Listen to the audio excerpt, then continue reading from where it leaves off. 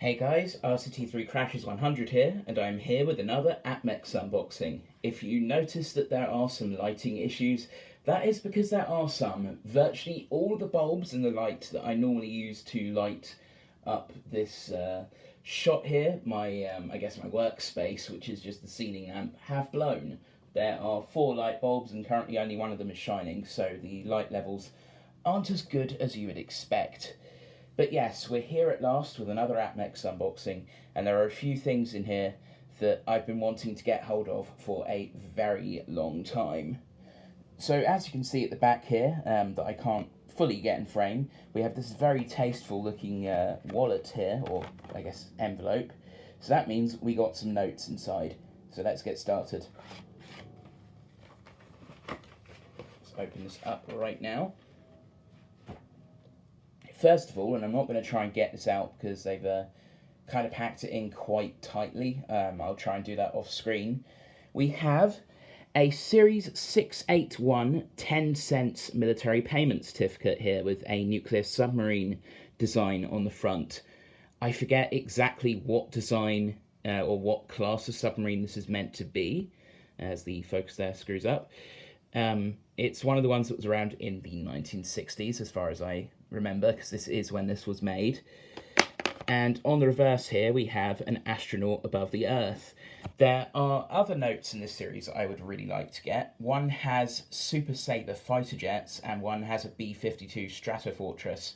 So they all really do show military vehicles that were new at the time. And of course, the B-52 is still going strong even today, which is why that's one that's on my list. But for now, this is a very good start, and this is also one I've been wanting to get for a while. It's got a very distinctive design, and it stands out from a lot of the other MPCs the USA made. So I'll put that over there. Before we go on to the main thing out of that wallet, I might as well show it right now. We've got ourselves another dime roll. You guys know it, I've been buying these with every APMEX order, and I haven't really been showing them because, you know, it's just dimes. It's something I've shown you guys all before. But I might as well just put this into shot again because it was in the last one. This bag of junk silver dimes is getting bigger and bigger, and as you can see, it's actually kind of full. I'm going to have to get a new Ziploc bag or something to put all of these in. But yeah, there you go. We have another set of dimes for the dimes project, I guess. Eventually, I would quite like to have a whole cloth money bag full of them. I'm just going about it the long way instead of buying whole bags from APMEX, which I would still like to do in the future. That would make for a very fun video. Anyway, let's put these to one side, because we are now on to the main event of this little unboxing. So, I'm sure you guys will remember, but I have shown Zimbabwe dollars on this channel quite a lot. And until now, the highest denomination I had out of the set was the $10 trillion note. It's not the $50 trillion note this time, but instead we're going all the way with a $100 trillion note. Apart from the notes that were released in Hungary, I believe, yep, the Hungarian pengo, following World War II, this is the largest denomination note ever printed in modern times, at least. As you can see, $100 trillion for the Reserve Bank of Zimbabwe. It is again signed by Dr. G. Gono, and it is from 2008. And as you can see, the holograms are legit. The effects here are pretty cool. There is a video about how to tell that these are real. I don't have a UV scanner on me, nor would I really want to mark this up with a anti-counterfeiting pen, because as you can see, this is crisp uncirculated.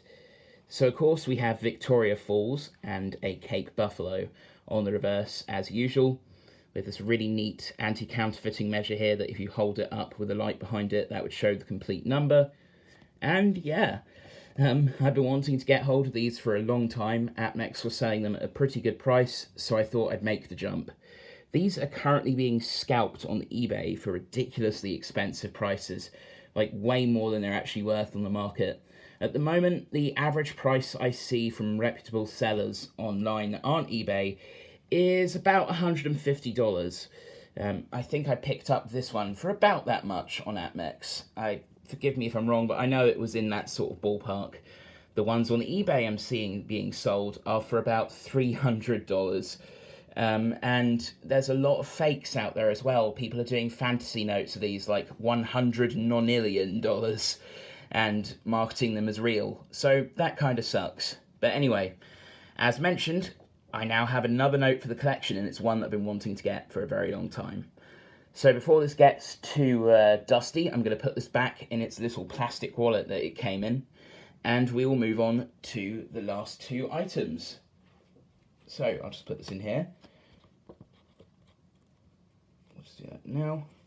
Once again, MyUS made this delivery partially possible by having their facility in Sarasota send it out, making it arrive much faster than it normally would. So thanks to MyUS for that one.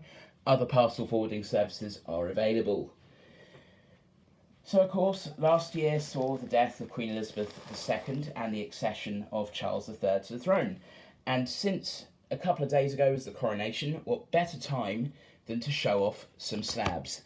And these slabs here are the last and first Britannias in the old and new series. So first of all, we have in this rather tasteful special label here, a 2023 Britannia with the Queen Elizabeth II obverse. As you know here, made by Jodie Clark. It is the design that's been around since 2015, and it will be around for a lot longer because the Royal Mint is basically saying that they're going to expend their stock of coins that they have in the vaults before they really start minting new coins. There are some already in circulation. We have the Memorial 50 pences, but for now, this is the design that we'll be continuing to see for the time being. And indeed, elsewhere in the Commonwealth, I believe Canada is currently working on bringing out a new obverse of their own, which, like the one they had for Queen Elizabeth II, is actually going to be different from the one we have in the UK. So that'll be worth looking out for when the new maple designs come from. Really nice condition. Again, it's MS69. APMEX are also selling these with Gem BU labels, but I prefer to get ones with an actual rating on these. All of the MS70 ones were sold out, but, 1 point off perfect, that's good enough in my eyes. Anyway, so we'll put that to one side. And likewise, also with this tasteful label, we have the first Charles III Britannia. So if we turn this around here, I actually haven't done my research into who actually designed the obverse here, but here it is. We have, again, this really nice sort of design, in keeping with the idea that British kings don't wear crowns, which is something I think was implemented from around the 1800s, because I'm pretty sure there are a few obverses where they do have crowns, and interestingly, at least with George V and George VI, elsewhere in the Commonwealth, their obverses do have them wearing crowns. Just seems to be a UK-centric thing, which is kind of neat. But yeah, so 2 Britannias, both with the last previous obverse and the new obverse designs. And again, here, this demonstrates it quite well. You can see the tradition of having the obverses face alternate directions. So again, likewise, when the next monarch takes the throne, it will be facing to the right again. So that's pretty cool. And that's more or less where we end sort of this unboxing video here. I guess we'll hold these in full view, because why not? Let's try and get the camera to focus in these horrible light conditions. I will try and get this light bulb fixed, because trust me, it is as annoying to me as it probably is to you guys. Let's autofocus. There we go. That's about as good as I can get it. And yes, this has been another APMEX unboxing, featuring some things that I've wanted to get for the channel for quite a while, and some new additions to the collection in the form of these Britannias as well. So, with that being said, I'm RCT3 Crashes 100, and I hope you enjoyed this video. Have a nice day. Over and out.